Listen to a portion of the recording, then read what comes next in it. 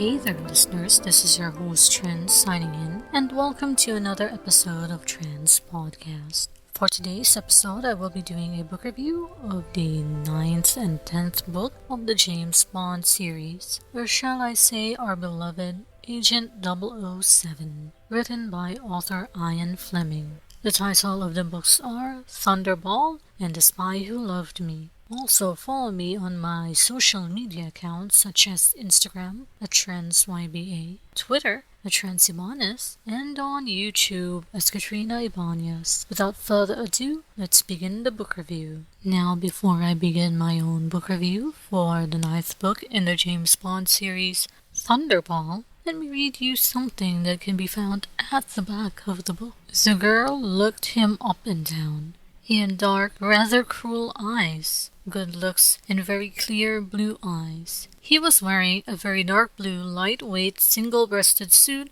over a cream silk shirt and a black knitted silk tie. Despite the heat, he looked cool and clean. "And who might you be?" she asked sharply. "My name is Bond, James Bond."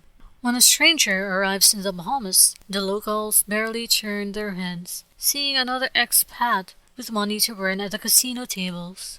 But James Bond has more than money on his mind. He's got less than a week to find 2 stolen atom bombs hiding among the coral reefs.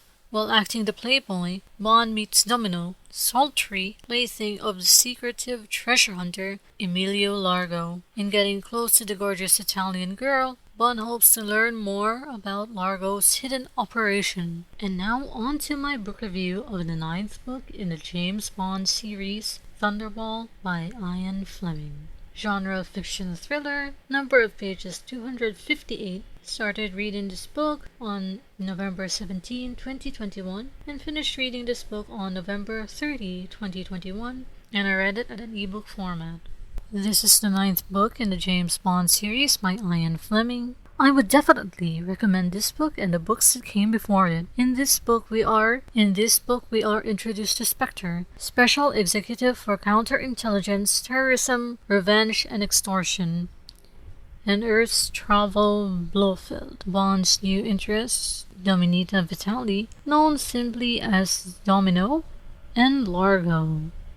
We are also reintroduced to Felix Leiter, James Bond, Agent 007 with Her Majesty's Secret Service, is sent to a health clinic to recover from overdrinking and oversmoking. During his stay, he tangles with a criminal who, unbeknownst to Bond, is involved in an international blackmail scheme. Soon, Bond is whisked off to the Bahamas in search of Spectre, a criminal organization threatening to explode stolen nuclear bombs. Bond finally foils these modern-day pirates in a spectacular underwater battle. The novel opens with Bond in a depressed state. With nothing but paperwork to do, he has given in to drinking, smoking, and gambling. M sends him to the Shrublands, a natural health clinic, to recover. While there, Bond detects a criminal named Count Libby. Bond does not know much, but apparently it is too much.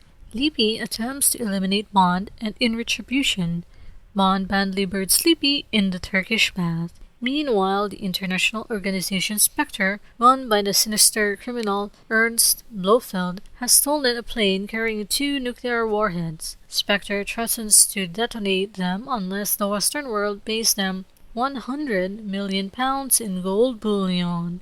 On a slim lead, Bond is sent to the Bahamas to track down the criminals and to find the nuclear bombs. Bond finds Largo, the smarmy criminal, and his beautiful mistress Domino. Largo's cover is perfect. This modern-day pirate and his crew of Spectre operatives are disguised as treasure hunters, seeking a sunken ship full of pirate treasure. Bond is joined by CIA operative leader, and they discover Largo's expensive hydrofoil yacht has a secret compartment for underwater work. Then they find a crashed plane and the dead bodies of its crew. The pilot who bought the plane was Domino's brother, and Largo had killed him in a double cross. Faced with the news of her brother's death, Domino agrees to take a Geiger counter on board the yacht and signal the watching police when she detects the bombs on board. She is caught and tortured. Meanwhile, Bond and Leader attempt to intercept Largo's yacht in a nuclear-powered submarine and stop the first bomb from destroying a British base on Grand Bahama.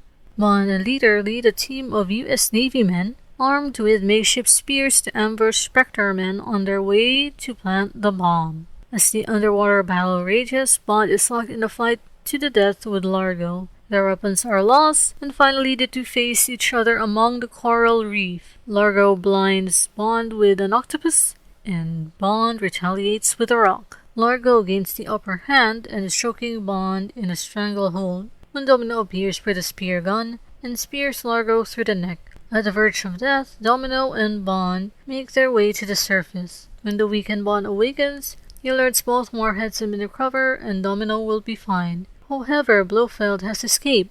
Still drugged, Bond makes his way to Domino's room and collapses by her bedside. The world is saved for now.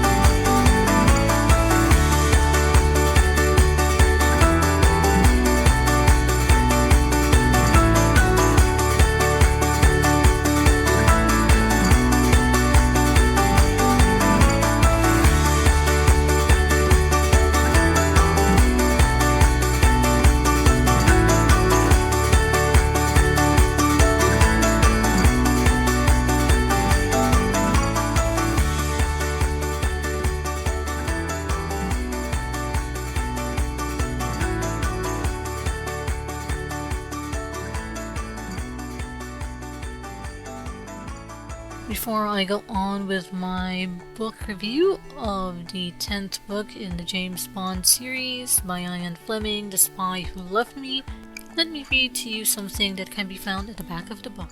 He was about 6 feet tall, slim and fit. The eyes in the lean, slightly tanned face were very clear grey-blue, and as they observed the men, they were cold and watchful. His good looks had a dangerous, almost cruel quality that had frightened me. But now I knew he could smile. I thought his face was exciting, in a way no face has ever excited me before. Vivian Michelle is in trouble, trying to escape her tangled past. She has run away to the American backwoods, winding up at the dreamy Pines Motor Court, a far cry from the privileged world she was born to. The motel is also the destination of two hardened killers, the perverse Soul Horror and the deadly Slugsy Moran. When a coolly charismatic Englishman turns up, Viv, in terrible danger, is not just hopeful, but fascinated, because he is James Bond 007, the man she hopes will save her, the spy she hopes will love her. And now on to my book review of the second book in today's episode, The Spy Who Loved Me, by author Ian Fleming. Genre fiction and thriller. Number of pages 198. Started reading this book on December 1, 2021 and finished reading this book on December 6, 2021, and I read it in an ebook format.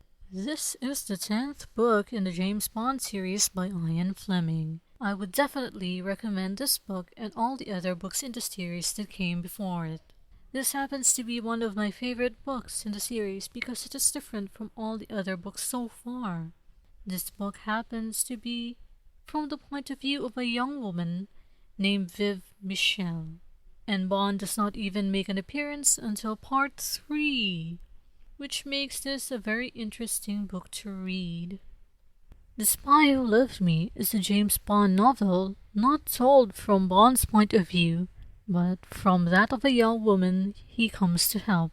The young woman, Viv Michelle, is an intelligent young woman who has difficulty in romance and comes to America to start a new life.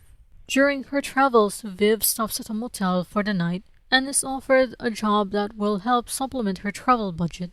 This job is too good to be true and ends in a standoff between two mobsters and Bond. This novel is different from many of the other Bond novels, but is full of the same excitement and sexual tension that makes Bond a favorite for readers of all ages. Viv Michelle has difficulty in love. Two failed romances leave her looking for a change in her life. Viv, living in London since attending finishing school, decides to start over in America. Viv flies to Quebec to visit her aunt and then begins the drive from there to Florida on a sporty Vespa motorbike. The first few weeks on the road, Viv stops at every tourist attraction, excited to see all the sights. However, the attraction begins to lose their appeal and become traps, so Viv leaves the main highway and begins to look for beauty in the out-of-the-way spots along her route. Viv arrives at the Dreamy Pine Motor Court late one evening, intending to only stay for the night. After speaking with her for some time, the couple managing the motel, the Fancies, offer her a job. The receptionist took off the week before and they need a girl to man the desk for the final 2 weeks of the season. Viv agrees to the job, thinking the money will help supplement her travel budget. The job is simple, appealing, almost unnecessary to Viv, making the 2 weeks something of a vacation. The only downside of the situation is the Fancies' unfortunate behaviors towards Viv. At the end of the season, Mrs. Fancy comes to Viv and tells her that she and her husband are going to leave a day early and requests that Viv stays the last night in order to meet with the owner the following day. Viv agrees, looking forward to a little solitude. However, there is a terrible storm that frightens Viv. Viv turns on the vacancy light, hoping for a little company. Viv does not plan on the first knock to being a couple of mobsters. Viv opens the door for the two men, unaware of who they are, and tells them the motel is closed. However, these two men know her name and the name of the owner, and claim to be insurance men the owner has hired to inventory the motel before the owner's arrival for the next day. Viv left the inn and quickly regrets her choice. The two men are clearly mobsters who have been sent for something criminal, though Viv is not sure what.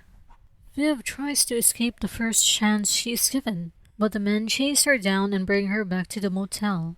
One man gives Viv a beating, and the second attempts to rape her. They are interrupted in these activities by another knock on the door.